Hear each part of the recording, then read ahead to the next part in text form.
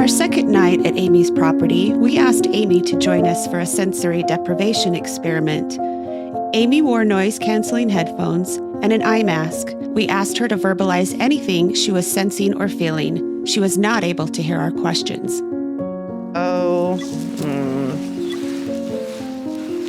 If I come out of this and I don't have any eyebrows, I just want to let you know, you'll have to figure out how to understand what I'm feeling some other way. We'll do it with clicks. Okay? That's it. Echolocation. Yeah, that's it. The whole thing.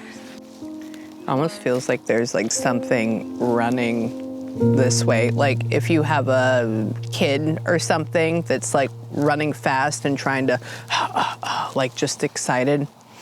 Interesting. Does it feel like the goblins? The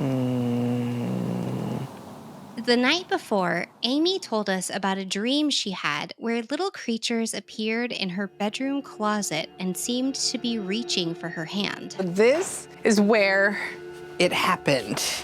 Obviously, it was in a dream. There was 1, 2, 3, and they essentially came out of the clothes that were right here, and they weren't any taller than this. That would be so unsettling. I know, and I don't think they had feet. There's a feeling of panic. What are you running from? It's like if somebody did something that they weren't supposed to do, but they blamed it on this guy.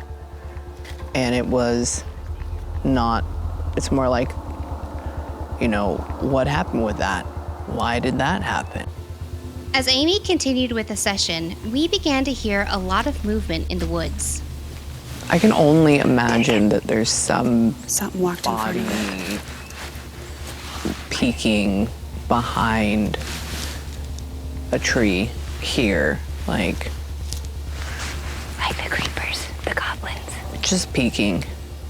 Are you the one that was lurking here last night? If you want to come out and talk to us, that would be really nice. Yeah. If you're over by that tree, there's a little little device, and if you touch it, it'll light up.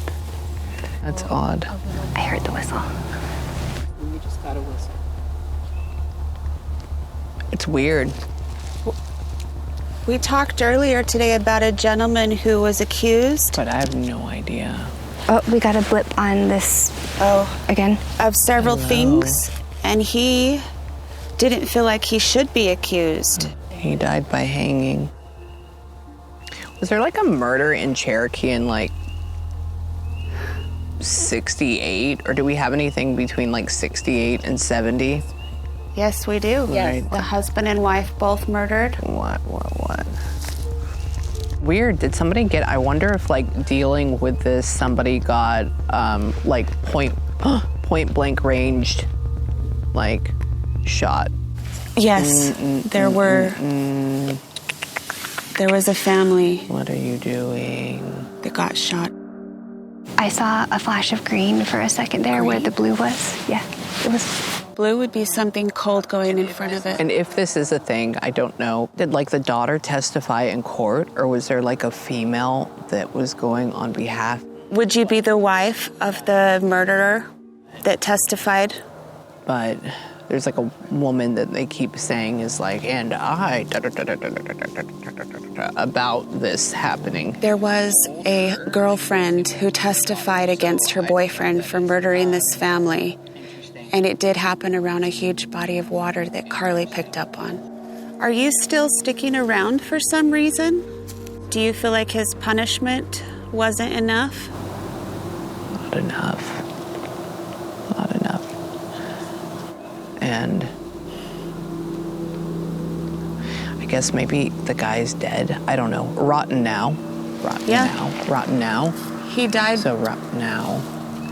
They sentenced him to death.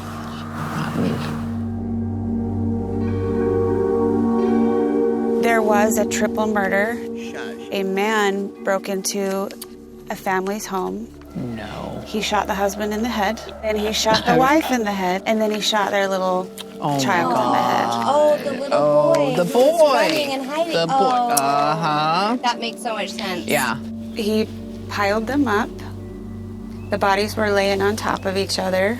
The girlfriend of the man who murdered this family testified against him. The girl did. Okay. And You did he, ask that. the you girl. asked that. yeah, she testified against him in court. Really? He was Did executed. he die? He did. Lethal injection. He rotted. He did maintain his innocence until he died.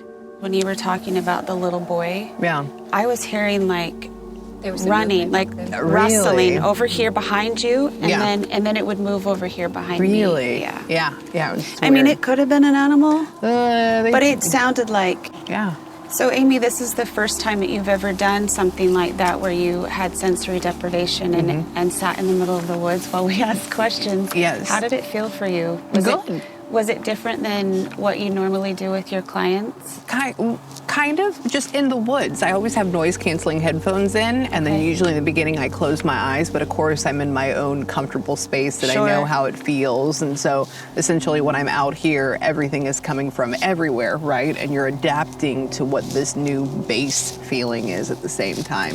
And so whenever you start doing that and you finally get grounded, then you can go through and you can start feeling what is coming in on top of it. Did you have to, was there many spirits trying to come through and you had to kind of.